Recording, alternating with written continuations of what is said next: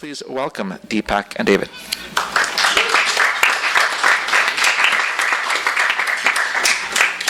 Oh, God. It's okay.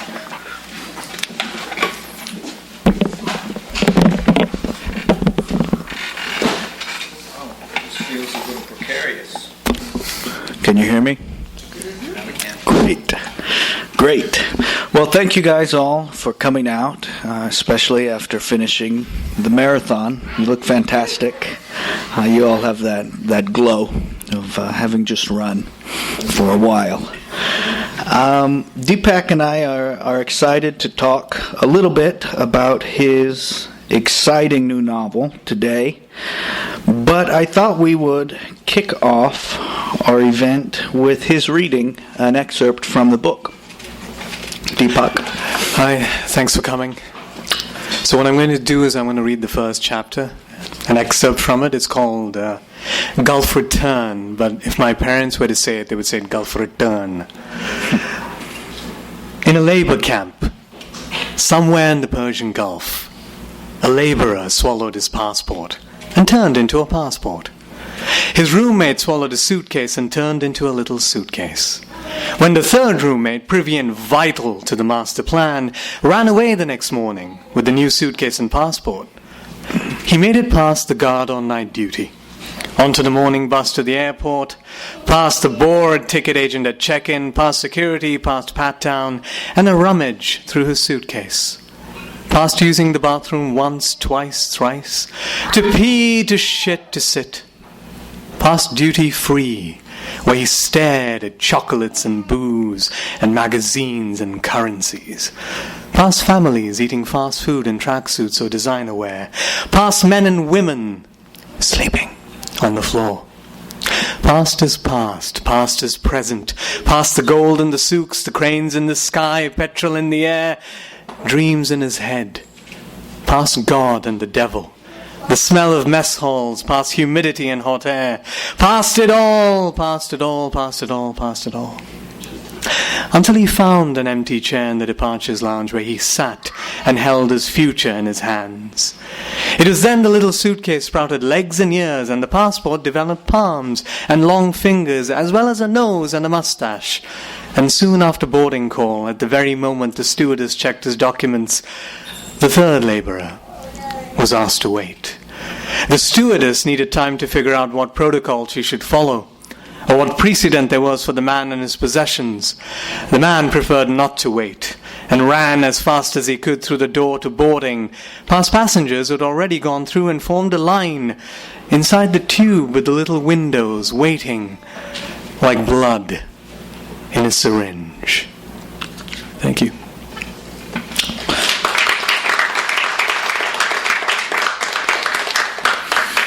Thank you, Deepak. That was amazing. One of the things I noticed about the judge's citation for this book, which won the inaugural Restless Book Prize for New Immigrant Writing, was that they compared you to a lot of really great writers.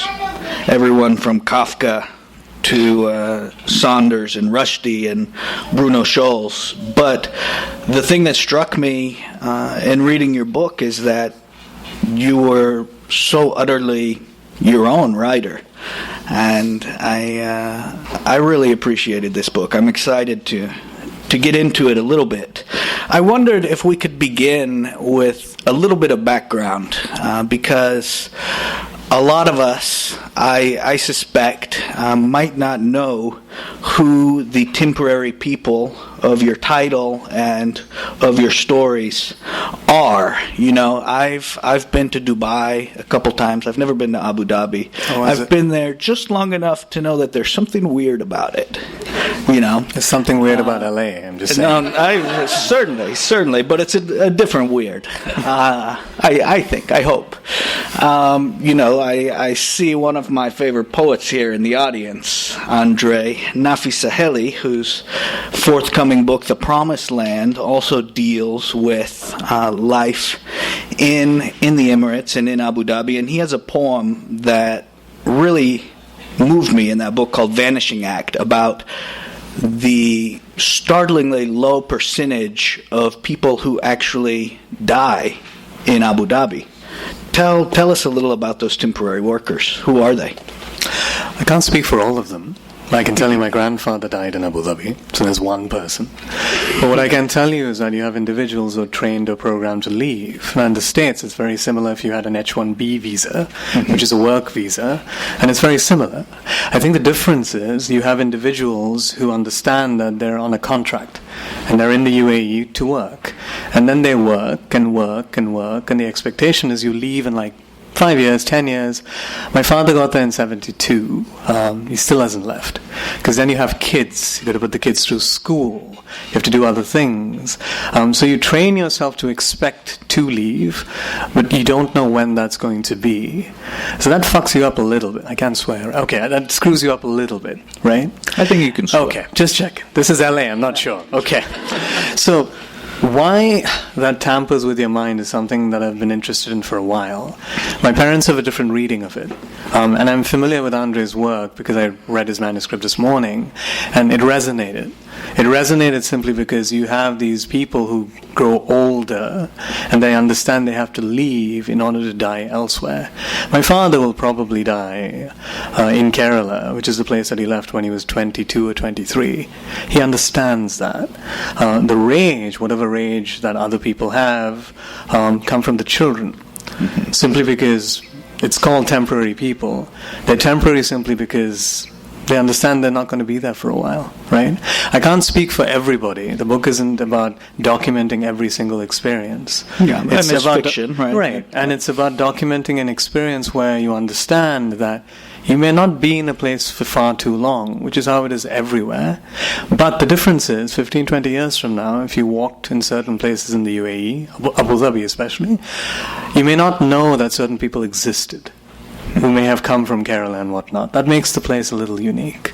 So I would answer your question that way. Yeah, historically, when did these contract laborers start coming in to the Emirates? So from what I know, the South Asian demographic started probably in the 50s, 60s, or the 70s, depending on the country. It's different in Bahrain, it's different in Saudi, it's different in the UAE, and this also needs to be said. Most of the workers used to be the locals. So if you read, say, Abdul Rahman Munif, the Cities of Salt trilogy, it addresses this specifically, right? When their superiors were Westerners, Brits, Americans, maybe Canadians, I don't know, I just threw them in there. But they were trained to operate a certain way, and that's what they basically took and decided to use when they imported workers. So I'd say in the UAE, a larger influx are coming in post-72, but there's always been history between the Gulf, or what is then known as the Trucial States, and, say, South Asia. Do you think that growing up as a temporary person, is that fair? Fair enough. And inspired you in some way, or shaped your inclinations as a writer? No, I didn't want to write when I was in the UAE. I wanted to stay. But then I had a girlfriend, and when she tells you I'm moving to the States, you want to do that too, right? But I also have an Indian passport.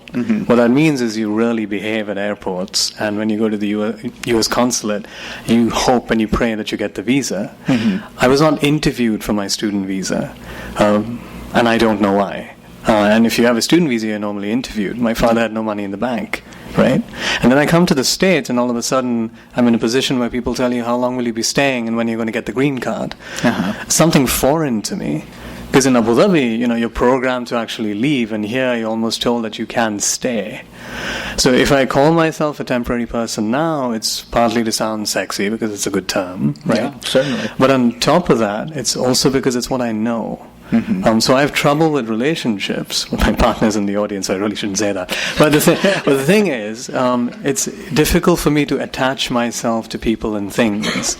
But I also understand time very well. That's what it means. If you're temporary, you're very conscious of time. So I'm conscious of how long I might be in a place, so you equate that to documents. Whether it's your H-1B document here, F-1 visa here, or your residency visa in the UAE. So you're aware as you can possibly be. But again, I have to qualify this. This is my experience, right? So because that's what I became, I wanted to try and figure out how I could possibly write about it. But that came much, much later because I was lonely, homesick. So I started penning these wonderful, mournful pieces in my diary about how lonely and homesick I was. I tried to write 3 books, each one more terrible than the next. And then I started reading narratives about the Gulf, or the Khalij as we call it, right? And they didn't get certain things right. When you're reading in English. I'm reading in English. I'm reading in English, right? And I thought I could do something different because I assumed I understood the place better because I was 22 years old and arrogant. Yeah. So that's how I tried to write. Yeah, it's interesting what you mention about being hyper aware of time and timelines and how time is contained, because one of the things that I found really exciting about the book, and also really refreshing, quite frankly, as a poet who often gets bogged down in fiction, is the wide variety of both length of chapters, but also format. And you have interviews, you have chapters that are just that are more like poems, list poems or brief anecdotes or even reports.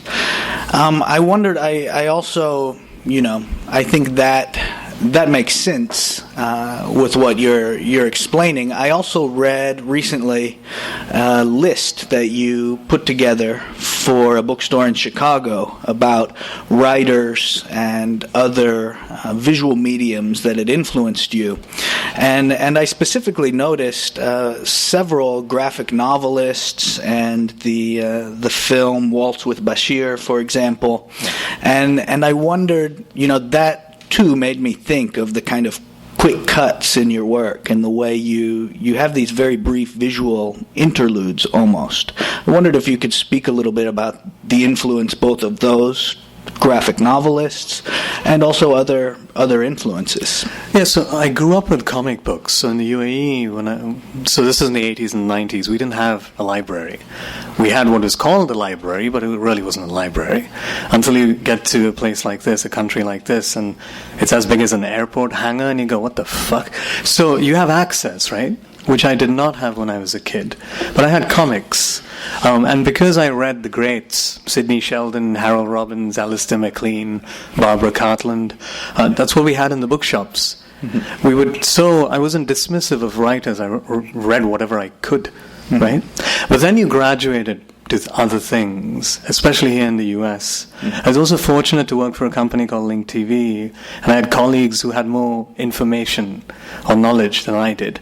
Milana, one of my bestest friends, is here. She's an example of that. I'd say, all right, fine, just talk about stuff, and I'd listen, right? Neil Sealing is here as well. And I'd take all that information and I'd look up the films. And I'd watch these films. And I grew up on Malayalam cinema as well, and Malayalam narrative. My parents are South Asian. We have an oral history as well. So if you read the Panchatantra or the Jataka tale stories that are animus in nature, it's a different experience. And I wanted that for the book. At the same time, I also didn't want to tailor to a certain narrative that's expected of the international writer. Where I tell you, this is what Dubai is, and this is what a falafel is. A shawarma is basically, and I'm being facetious, but this expectation is not the expectation of a writer from the States or Canada or elsewhere, right? You can do things with language, which, when I say we, I just mean me. I thought I wasn't allowed to do, and I wanted to do that. Simply because when you take English, for instance, English is broken. It's a broken language, but it's operational. Oh, it's spectacularly broken. Exactly, and I wanted that in the book, right? Mm-hmm. There are things that happen in Abu Dhabi, especially when you have Urdu, Hindi, Tamil, Malayalam, Arabic, everything in operation at the same time. It collides into things, and I wanted that. Mm-hmm. And when I watched Waltz with Bashir, I'm going to give away the ending now, so forgive me. So most of the documentary is animated, 96% of it is about the Sabran Shatila massacre in Lebanon, right? But the final 2 to 3 minutes, it stops being an animation, and you see these old women screaming. And that shook me. I've never forgotten that experience. And I wanted to write a book that made you sit up and take notice of not just the writer, but of the place and the space. That artists could be produced from this region, not because they inhaled or ingested the Western canon, but especially because they were influenced by multiple things. Arabic cartoons, for instance. So I wanted to toy with form. And here you're always asked, what are you? Novelist. Or what kind of a fucking novelist are you? Or, what are you? A poet. What kind of a poet are you? I'm like, come on, man. I write. I use language. Read it. That's what I wanted. I know it sounds arrogant, because I am, but I also wanted the book to do things, right? That moved beyond the narrative that you read in the New York Times or the Guardian, elsewhere. That gave these people not just character, but voices. If you read Dybeck, especially how he writes about Chicago, or Salvador Plasencia and the people of paper, you can hear these people. Yeah. So I wanted you to read the book and hear them. And you go, Abu Dhabi could sound like that. I'm not saying Abu Dhabi sounds like this. I'm saying it could sound like that. So the influences are everywhere. I've never dismissed anything. Yeah. And that comes from not knowing anything. That's okay. What languages did you grow up speaking in everyday life? So Malayalam is the first language I heard. If you've never heard it, picture a violin, picture this, try to imagine what a violin sounds like, and then imagine the violin broken. And then you have 50 violins playing at the same time. That's Malayalam. And it's quite melodious. That's what I heard. English is what I was schooled in, because I went to Abu Dhabi Indian school. But my teachers spoke English fluently, but with an Indian intonation. It's a different cadence. So in school, we were told, listen to the BBC or watch the BBC, speak like them. This is not my voice. I sound very different when I'm with family and relatives. This is me trying to impress people. But I've forgotten how to be me in public, especially when I talk. So everything is enunciated. It's as though I'm forcing the words to come out they're well dressed, as my mother would say. So my words are ironed, the sentences are pressed. And I sound like that for a reason, right? Then there was Arabic. We had to learn it. So I can read it, but I don't understand it. But if I were to pronounce a word or two, you'd probably go, let's talk shop in Arabic, and I'd say, I can't speak it. Right? Tamil I can sort of get. English is the only one I can read, write, and speak it. My parents are from Kerala, a state with like 92-93% literacy. It's really embarrassing to tell people you can't read a damn thing. You're in that 7%. Yeah. And it's terrible. So I try to use what I can, and sometimes, I was telling Andre this earlier, the languages collide. Right? English collides with Malayalam, that collides with Hindi, and that happened yesterday at an interview. Because I could hear the crash, and I could feel it, and I didn't know what to do. Right? So there's all of this. But at the same time, if I don't hear Arabic, something's missing. You see, I don't understand it, but I need to hear it. If I don't hear Malayalam, like Amma is mother in Malayalam, she's missing. So I need to hear it. That's what I am. Just broken, but I'm okay. Being broken. Yeah, you're like English. You're spectacularly broke. Blame the Brits. What is the situation, the linguistic situation in Abu Dhabi, for example, with these contract workers, who I assume mostly speak their native languages, who might have to speak or interact in some Arabic at work? Are there different levels of prestige assigned to them, like we often assign different groups of immigrants here in the United States? How does that work? So I'm going to speak in hypotheticals, because I don't know. But what I can tell you is, sometimes instruction might be in Hindi or in Urdu. You just need 50 words, or 20 or 30 to do things, right? Give me 40 proper words in Arabic and I can manage. I can figure shit out. So the thing is, you get disabled when you can't use your language anymore, but then you get desperate. And that desperation is directly proportional to the words that you take. So in the construction business, it might be, okay, I need to know how to follow orders, so here's what I'm going to use, right? The linguistic part of your question is complicated. It's complex. It depends on who you're asking. If you ask the Malayalis, they'll say, we just need to know a few words in Arabic and we can get by. I can tell you, if you knew Malayalam or Hindi, you'll be fine in the UAE. If you knew bits of English, you'll be fine in the UAE. If you knew Arabic, you'll be fine in the UAE.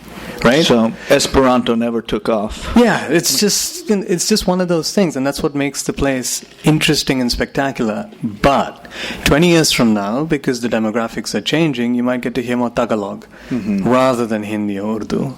But that's how the place is. That's how it operates. And if you pay attention to menus in cafeterias, you'll see so many spelling mistakes, like burger, shake burger. It doesn't make any sense. Milk is spelled wrong. Nobody cares. Yeah. But again, that's okay. They can communicate. I think that's the key here. Yeah. As long as you can communicate, you're okay. The minute you can't, things get difficult. As far as class goes, it depends on how you speak the language. So because I speak English like this, and I'm a brown man, clearly, it hasn't changed, I can do certain things that my father can't do. He's fluent in English, but he's more deferential because of how language comes out of his mouth, right? But at the same time, if I look like my partner, blonde and blue-eyed, completely different experience. But yeah, that's how it is. Yeah. One of the other things that the judges mentioned in their citation that I found really interesting, they said that your book casts a light on how progress, in quotes, on a global scale is bound up with dehumanization. That's a packed statement, but I wondered if you could speak to that from your experience and what you've witnessed. And I mean, I think part of the thing that felt weird to me in the 48 hours I've spent in Dubai is that you can go skiing in the mall, but it seemed to me that there was I went on a walk outside. It's incredibly hot. It was a huge mistake. When did you go? This was it must have been June. It was a short walk. Did a friend send you there in June? And I saw tons of these contract laborers building things, actually building housing complexes, and it was clear that they weren't from there. So there was this kind of, I didn't, and I still don't understand it, which is largely the root of my question. But I guess, do you see that the image that the Emirates tries to put out as being an exciting kind of Las Vegas style entertainment destination at odds with the lifestyles that these temporary people are forced or have chosen because of circumstance to live? So I'm going to respond like this. If you took away the Latinos and Hispanics from every restaurant in New York City, the restaurant business will probably fail. Yeah. Right? And there are a bunch of undocumented folks working these jobs as well, right? And here's why I say that. I sort of understand why the judges may have said that, but dehumanization, I think, might be a bit much, because it's as though it speaks for everybody. And I want people to understand that there are folks who have agency, who are there for a reason. They understand why they're there. They don't like it, but they're there because they have to work. As far as the heat goes, there's nothing pretty about the heat. You can never make working in that kind of heat sexy or pretty. You can't prettify it. You can't beautify it. Can't be done. As far as the skiing goes, I mean, there are many outlandish things in there, but there are also many outlandish things in Nevada, I'm sure. And then I was in Minneapolis, and they have something called a sky bridge or something, where in order to escape the cold, you basically use these bridges, and you don't have to see the sidewalk.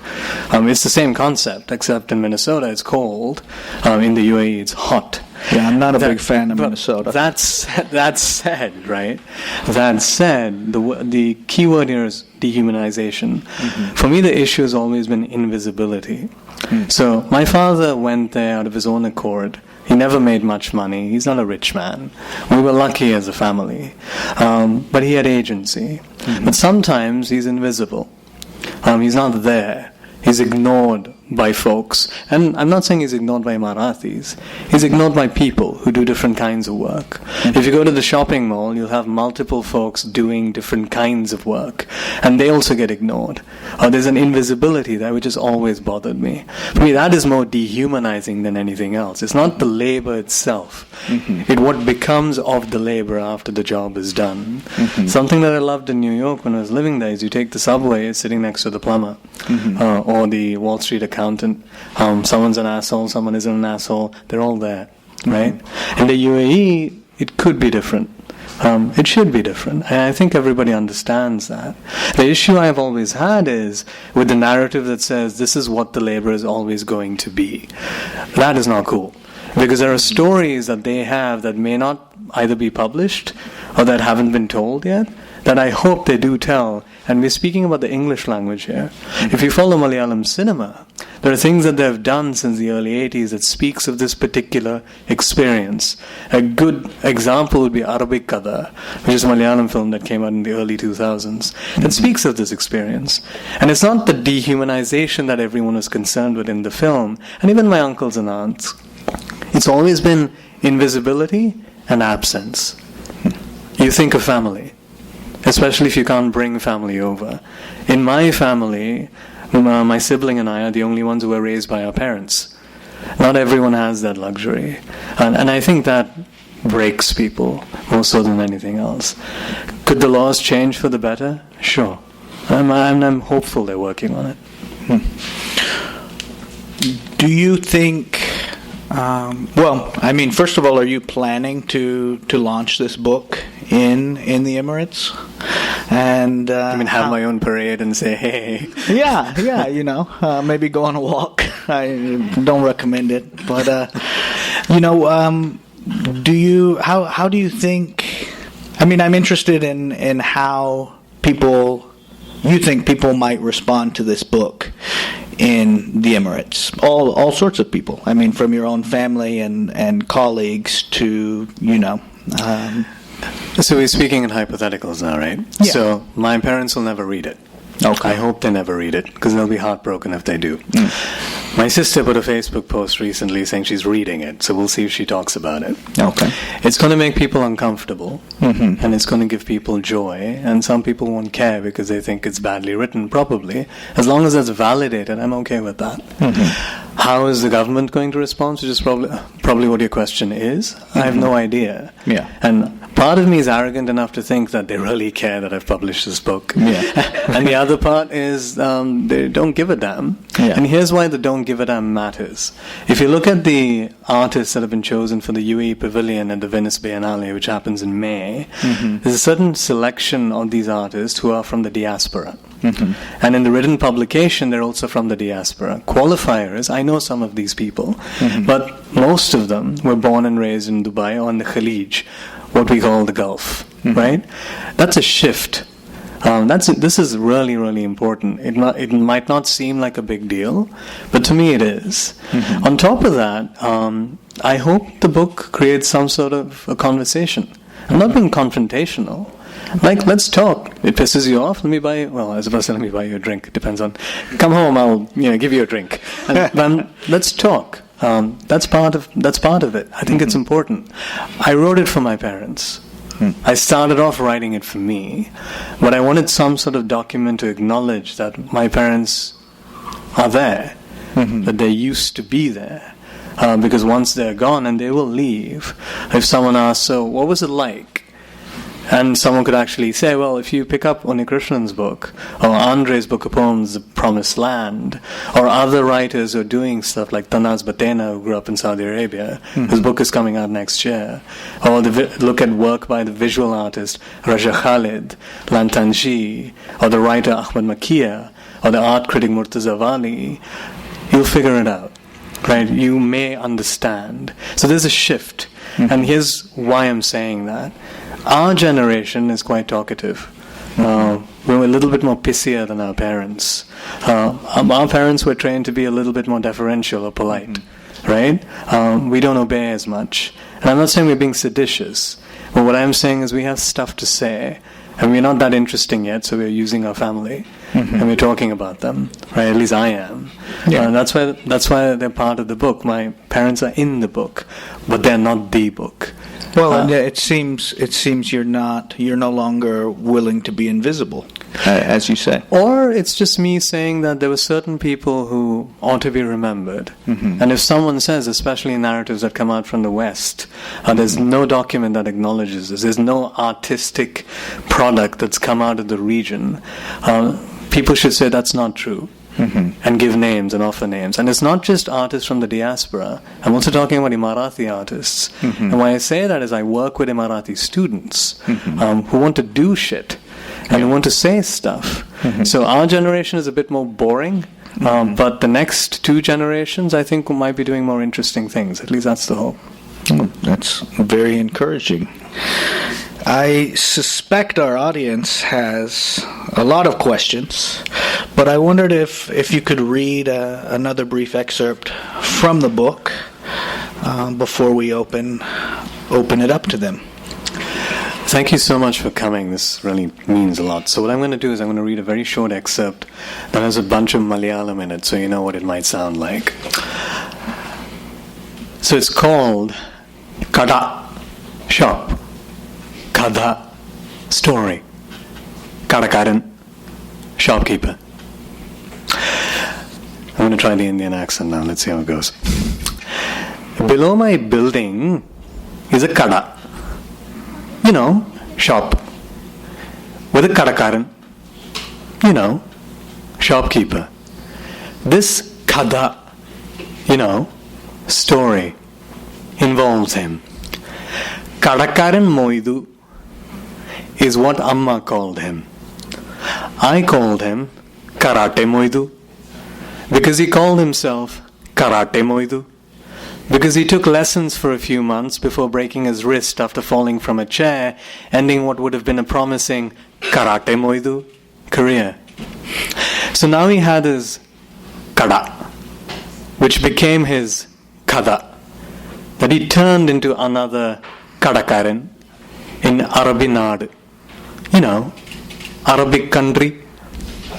All of this, his Kada, his Kada, that he became a Kadakaran, became his Arabic Kada. That was his Vidhi, you know, fate. Thank you.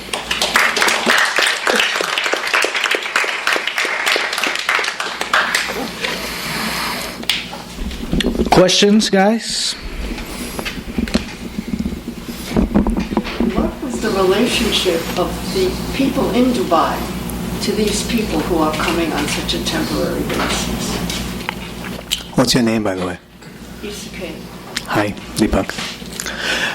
So that question, it doesn't have a complicated answer, but you have to look at the history of the place. So the tribe in Dubai is related to the tribe in Abu Dhabi. They split not too long ago. So they've always had trade between South Asia on the Indian subcontinent. So these people have always gone back and forth. There are Emiratis who have lived in India, been schooled in India, who speak Hindi and Urdu, at least back in the day. Not many of them anymore. So the relationship is, it's not just strong, but it's ingrained into the country, right? So they're not dismissive of folks who come. It's just that they understand that these people are here for work. And sometimes there is a little bit of arrogance built into that when someone says, if you don't do what I'm asking you to do, just leave. Why are you here? Right? But that's one narrative. You also have others who say, these people are here building our nation, quite literally building the nation from scratch, and doing other things, so we should be not just cordial, but aware of what they've left behind. So in other words, to answer your question, we really need to have dinner and have a have a conversation, right? Because it would be easy for me to think of a 2 or 3 minute soundbite and say this is what it is, but it's complicated. My parents have had a difficult and wonderful relationship with the country. They're grateful. They adore it. At the same time, they're saddened by it. But that's my relationship with the place as well, and I believe that needs to be acknowledged. And it's not when you say, and I say this respectfully, the people of Dubai, I wonder, who are you thinking about? Are you thinking about the Emiratis? Are you thinking about those from the Arab? The whole structure of Yeah, society. right. I don't know, do these workers mainly come from India? So they used to, a large demographics. My sense is there are more others coming from elsewhere. Absolutely, yeah. There's a bunch more East Africans coming in now. Yeah, of course. So, to break it down easily, I would say 80% of the country is made up of folks from elsewhere. A large percentage of that is South Asian. Majority of them from India and Pakistan. Now you have a bunch of Bangladeshis and Nepalis coming in as well. In Qatar, they've hired many Nepalis to do work on the stadiums for the World Cup, but that's a different story. And then you have the East Africans, and then you have folks from Syria, Jordan, Egypt, Lebanon, all figuring out a way to live with each other. So in that sense, it's an interesting country. It teaches you to figure out how to live with each other. Come visit. And I work for NYU Abu Dhabi. Just look me up. Take you out to lunch. But don't go on a walk in the summer. Come in the winter. Don't come in June. Any other questions? I know the stories about temporary people in the United States, even from the United States, theoretically, from American, sort of subscribe to certain aesthetics when you come to the United States. I was curious to know, is there any kind of, I know you're here temporarily, but if you choose to stay, to adopt what's going on, or can you contribute to the culture in a way? So, for example, in the United States, sushi is no longer a foreign word. So is there any of that kind of melding? Do you know what a Chips Oman sandwich is? Okay, so it's a packet of crisps called Chips Oman. It's a little ketchup-y, spicy. It's not bad. It's not the greatest invention of mankind. But if you order a Chips Oman sandwich, what they'll do is they'll take what's called a parota, which is from Kerala, the cousin of the paratha, which you find here, right?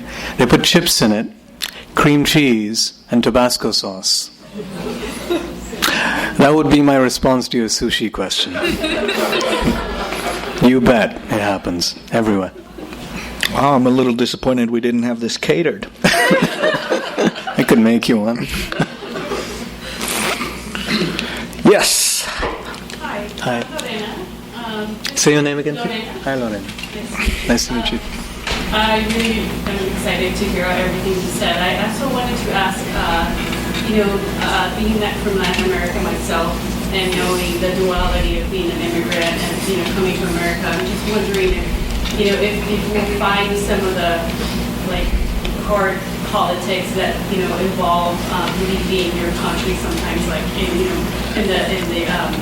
in some of the, if you apply immigrants that come to America and start a life here, many times the politics that involve them coming here also means some of small cities are completely there's no one left behind.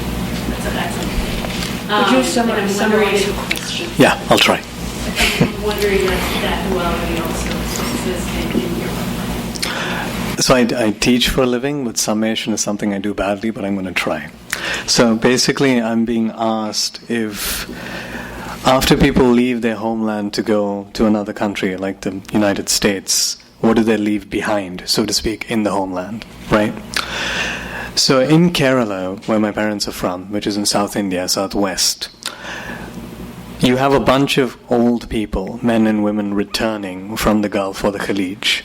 When they left in the 70s, 80s, right, they left behind their mothers and fathers, so they left behind folks who aged. But the homes were almost empty. You have homes in Kerala that are magnificent. They look like homes you can find probably in California. But there's no one living in it, right? My parents stopped going to Kerala after my great-grandmother died in July of 98, simply because there's nothing to return to. So there's that absence felt not just in the country, but also in the country that they're appropriating, so to speak. You bet. It's just that the narratives haven't come out as much as they've come out in the US. There's a rich history here and tradition. And if you want to go back to narratives, you start with the Native Americans as well, since we're speaking of appropriation, right? Sure, it's heartbreaking, and sometimes it's also joyful. Don't get me wrong, this book will make you laugh, please. Sometimes. There's joy in it. But if it's true joy, there's also a lot of heartbreak, because you have to make decisions, right? I decided to leave my parents. They decided to leave theirs. My grandparents left theirs. We know how to do this, but we also understand we're selfish. We're not okay with it, but we try.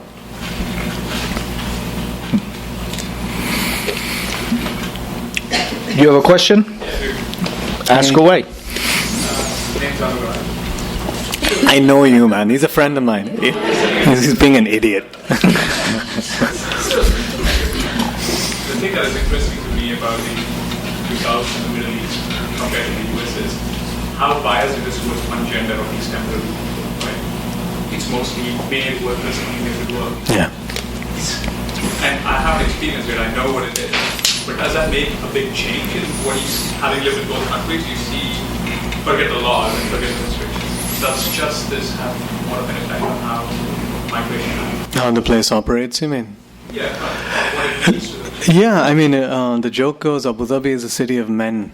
But it was slightly different in the 80s and the early 90s, because if you were a cab driver, you could bring your family over and they could live with you.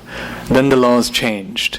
And because the laws changed, the mood changed. And so now you have a bunch of folks who are doing menial labor who live in the outskirts. And I don't think the government is doing that because it's mean, but that's the decision that they chose, right? Of course that changes things. You know, I have students who believe that they're not privileged to be studying at New York University, Abu Dhabi. They've earned the right to be there. And some of these folks who work these menial jobs deserve it. And sometimes they're not seen. And that's what I mean by visibility and invisibility. Especially in a city like New York. You see them. You're almost forced to acknowledge people. And that's important. In the Gulf, especially in the UAE, you know they're building these things. Now I'm talking about construction workers specifically. But you wonder what their lives are like, you know? They don't have access to everything. But if you're really interested, I would look at migration studies done in Kerala, read up on it by referencing Carolyn Osella, who's done wonderful work on this. Neha Vora wrote a book about this called Impossible Citizens. And the migration story is different. I have a friend who's an artist in Dubai who refuses to be called a member of the diaspora. He says, I'm not a migrant, I'm not a member of the diaspora, I'm from Dubai. That's good enough for him, right? Simply because there haven't been enough narratives claiming what we are. And again, I say we loosely because I've always believed I'm a creature of cities, and that's just a consequence of circumstance, right? I'd like to call myself American, but I'm not. I'm not Emirati. I've stopped identifying as being Indian for a long time. But I like cities. My best friends come from cities, and some of you are here, right? So yeah, it's a different story. Someone else should write it better, hopefully. Inshallah, like they say. Yes. Hey. Hi. So, growing up in the United States, where and how I grew up in a very not privileged community. And so acknowledging people from all kinds of different backgrounds, socioeconomically, culturally, felt completely natural to me. But I have family in Brazil, and when I go to Brazil and I speak to people who are of a working class, they look at me like I have two heads.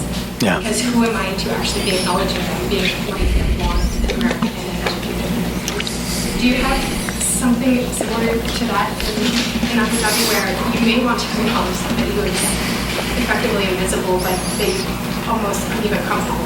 No, I think it takes time because I have to understand power and how power operates in the Gulf. So we live on campus, New York University, Abu Dhabi and Saadiyat, right? I don't like living on campus, but I was told I had to do it. I wanted to live in the city. We have someone who works as security. Her name is Selvi. She's Filipino and she's really wonderful. It took me 3 months to have her stop calling me sir. She still calls my partner Miss Raya, right? Simply because it was difficult. That's what they were told. The contracting company told them. There should be a certain amount of deference. It took time, and I'm also aware of power. For the first time in my life, I know what it's like to be an expat. And when we were little, when we were young, expat meant folks who had lighter shade than mine, right? Who were American, Canadian, or British. For the first time, I have insurance and a little bit of money, and I understand that I have power, and I also understand why people can get high on it, right? Do I try to make an effort to talk to everybody? No, that would be being patronizing. But I try my best to remember where I came from. And I don't say that as a cliche. And I didn't grow up like Cinderella or anything, but I think it's important just to let people know that they're there. And here's how I do it. I just learn their names.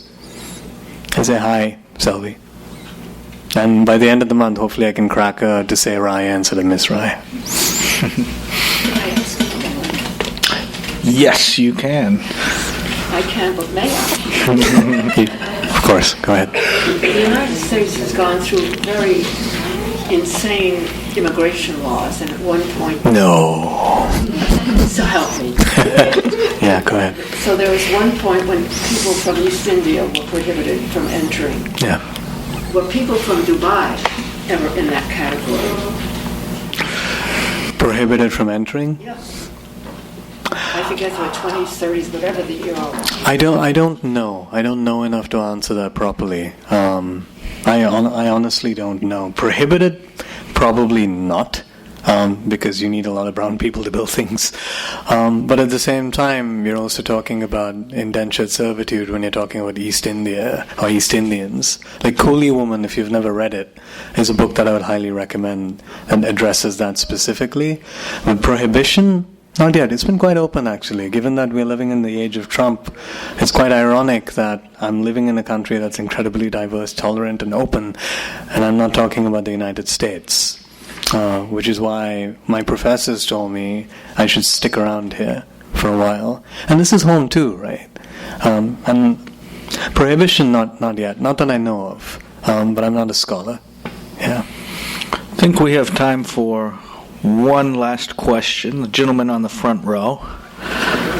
You mentioned how there's roughly 80% of the population is guest workers. Yeah. Yeah. And learning just a little bit of each other's languages to get along. I can kind of imagine how that would work on a street level. But can you talk about how, like, is there a kind of larger, like the public discourse, what's that like? Is it affected by the fact that, like, is there common media, common language, things like that, or is there's all this sophisticated communication happen behind private? So when you say public discourse, what do you mean exactly? You can take your time. I just mean, like, there's a, like in the United States, for example, you know, most of the larger media are in English, and then in the bigger cities, there's also Spanish language media is very common. Got it. Here's how I can answer that. So we have cable, which is free, that the university pays for. So if you switch the TV on, right, you will find Filipino channels, Chinese TV, 300 channels in Hindi, Malayalam, Tamil. I wish that was a joke. Tamil, news channels from everywhere, basically acknowledging the diaspora, which you don't have here. One of the first experiences I had when I was in the US was I was geographically disconnected from not just stuff that I wanted, but from sounds and languages, which doesn't happen in the UAE. Right? Media, you get Arabic and you get English as well, but my father also gets the Malayalam paper. You can find it. It's incredibly rich that way. But at the same time, communities like to hold on to each other and not venture out as much. Yeah, that's kind of what I was asking. Does it feel like... Sorry. Yeah, it's fragmented. Does it Yeah. feel fragmented? It does feel fragmented, that's right. It also depends on what sort of enclave you're living in. So if you're on Sadia at New York University, it's a very westernish bubble. But if you're in Hamdan Street, where I grew up, or Bateen, where Andre's parents used to live, again, very different experience. It is fragmented that way, but that doesn't mean people are being pushed out or asked to keep away. It's just how the city operates. It's even changing now because of all the construction. So you can't walk to places, not in June, but you can't walk to places as much as you could before. Growing up there, and your parents lived there for, I assume, 45 years. 45 years. Yeah. How does that affect your identity, where you have a segmented kind of by language, but also that's your home? That's easy, I'll tell you. I worked on this for a while. I'm from Abu Dhabi. There's a reason why the bio says that. Because then you'll ask me a question, what does that mean? Right? I'm from Abu Dhabi. At the same time, it's a city that raised me. Then you have New York that sort of freed me, and Chicago that made me. I'm a creature of cities, and I'm okay with that. My parents aren't, but I'm okay with that. Wonderful. Well, thank you, Deepak, so much for this enlightening conversation and for this book, which I encourage everyone to buy and have signed. You'll probably say the same thing, but I always say it's not too early to start shopping for the holidays, and you should buy several copies. This book would make a great gift. Thanks for coming out. Really appreciate it.